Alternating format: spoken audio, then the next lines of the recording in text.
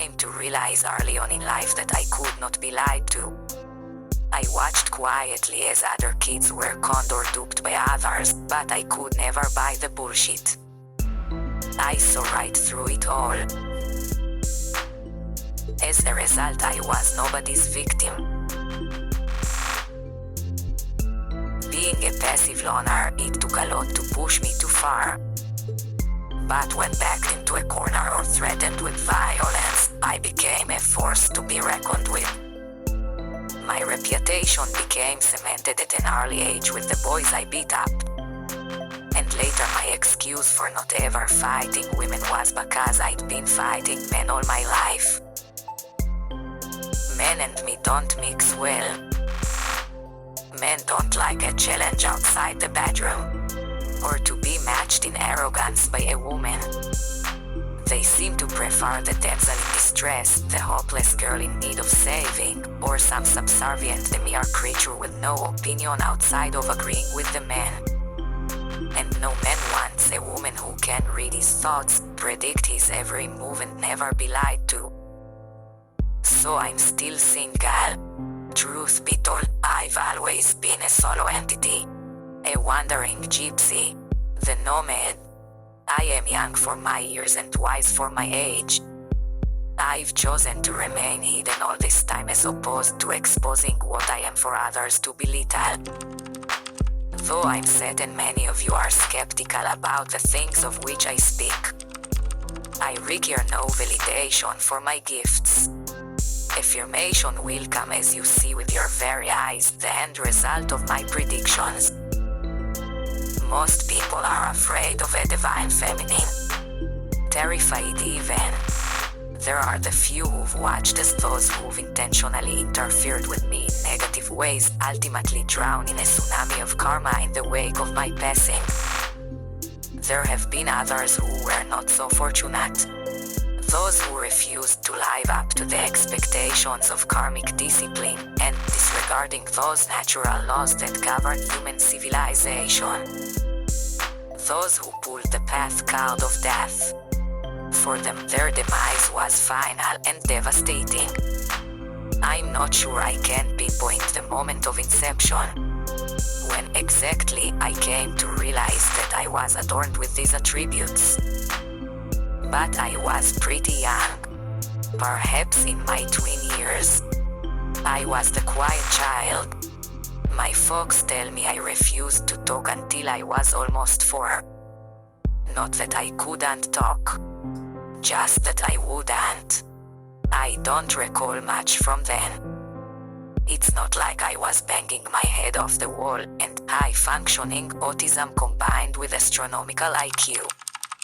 Wasn't really a recognized diagnosis back in the 70s.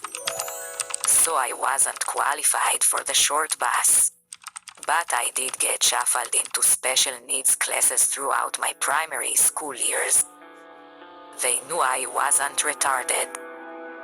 Mostly I ignored teachers, doodled on my notebooks and had no interest in academic studies or institutional learning. I was an odd kid.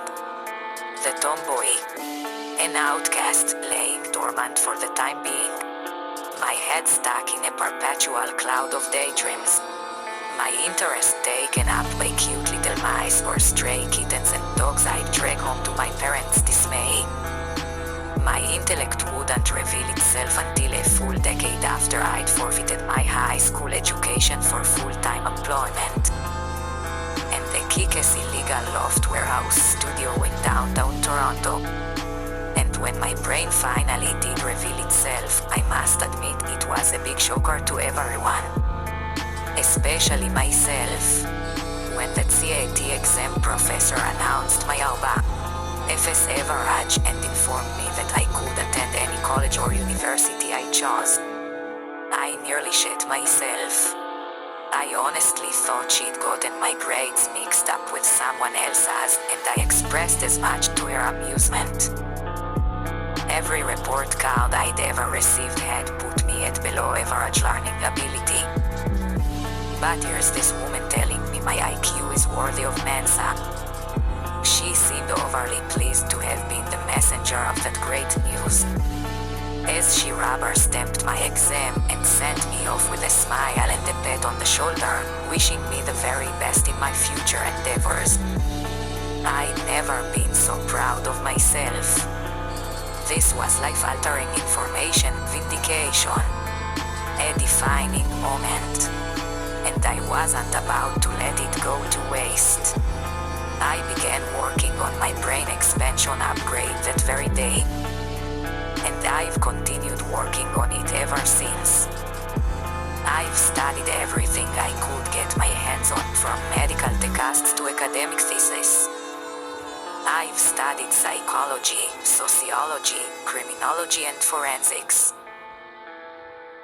I've studied human laws as well as the universal laws that govern our existence. I've eagerly inserted myself into situations most sensible folks would run from, all in the quest of higher learning. What I've learned will astound you, and by the time we reach the end of this story, her story, I'll have let you in on a little secret. Actually, it's not a small secret, in fact it's profound in its entirety. So be sure to stick around. Then you'll know everything I know. Then you'll recognize the patterns, the symbols, the signs. Your path will be clear. Then you'll be fully equipped to become a ready player in this game we call life. But I am jumping ahead with that. You'll need to stay tuned. If you want to hear more about her story. Chapter 3. Ever since I was a little kid, I can recall having a tendency to heed what my guts were telling me. Like that time I was waiting for the transit bus at age 12, and some creepy guy sat down beside me and started talking, to no one in particular. Opening his sentence with, "I know she was only 9 years old but she had the body of an 11-year-old. Gershayim. My guts told me precisely what he was referencing and to get up and get the fuck out of there. Growing older, my instincts were honed with keen observation of others through the eyes of a vulnerable young introvert who was skittish but sharp, and still willful enough to get out into the world and see how it works for myself. And the more I observed, the more I learned about people. The more my gut feelings were affirmed by an outcome befitting of the instinct. The more I learned to trust my own intuition. Ultimately, I became an expert on human behavior, human interaction, and human psychopathy.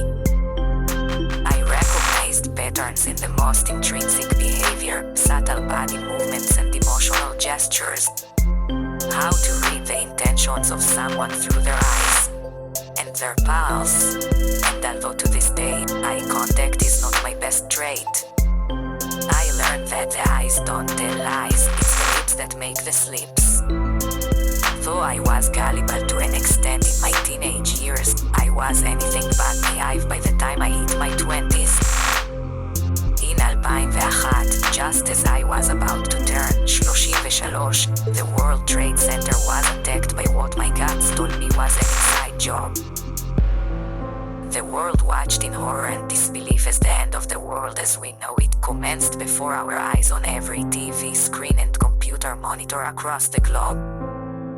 My intuition whispered harshly, "This is not what we're being told it is." My guts told me it was an inside job. My instincts told me who the likely culprits were, and personal experience told me precisely where to look for the evidence that would ultimately confirm my suspicions. That the US government, Department of Defense and Homeland Security, aka the Pentagon, and other major global players, with vested interest in hiding their nefarious insider trading activities within the financial sectors and stock markets. Our very own government, right up to the president, were responsible for this unprecedented debauchery. Further investigation led me to discover liquid nanothermite, a heavily guarded military-grade explosive substance, which incidentally was featured in the movie The Italian Job. You'll recall that sticky gray stuff the robbers painted on the ceiling in order to drop the safe down into the bot. That substance actually exists. It's produced solely by contained and controlled by and accessible only to the US Department of Defense. Also incidentally, or perhaps coincidentally, the DoD was renamed the US Department of Homeland Security after September 11 חלקי 2021. Some aspects of 9 חלקי 11 that I immediately scrutinized were A. The height at which those alleged commercial airliners hit the buildings, and B. The lack of collateral damage surrounding the towers after they came down like pancake stacks, disintegrating into concrete powder, and rivers of molten lava still. But most telling of all was how the mainstream media journalists all started reporting the news headline stories verbatim that morning. Another seemingly dismissed factor that really baracked my bunny ears up were the well-publicized, obviously preordained heroes of 9 חלקי 11. The men and women who work forces, the workers who rescue us every day as part of their chosen careers. Cops, EMS, firefighters. All the same heroes that show up when you dial 911 here in North America. What I also knew back in 2001 was that the number 911 has no significant meaning or assignment in Iraq, Iran or Afghanistan. It only means emergency in Canada and USA. It also didn't hurt that I was married to a heavy civil engineering technician at the time who dealt with demolition explosives all the time at work. To hear him affirming that this must have been controlled demolitions, particularly Building 7, which received little to no impact from any part of any aircraft or collateral debris, but somehow flattened right along with the Twin Towers only several hours later. That was just the beginning of what has become an extensive resume of prophetic purportents. Pun intended. The list goes on to this day. Cicada 3301. Solved. Vault 7. Cracked. Event 201. Exposed. The Great Global Reset. Well, let's just say I'm the girl who changed her YouTube handle to Consumer Online Verified Identification in October of 2019. If that ain't enough to intrigue you, then this is probably not the story you want to hear. But if you are compelled by my story thus far, then you should maybe stick around for Chapter 4, where we delve into the hive, the individual characters that make up the collective, and their extraordinary abilities. Until then, thank you for listening to Where's Claire? A progressive podcast by MadHat Productions. Story written by Candace Arden. Narrated by Precilla precisely using open source soundtracks and effects. Where's Claire is inspired by members of the collective like Estrella, Hamishati, Wild Rose Tarot, Chiron Intuition, Watching the Watchers and The Reckoning. Until next time.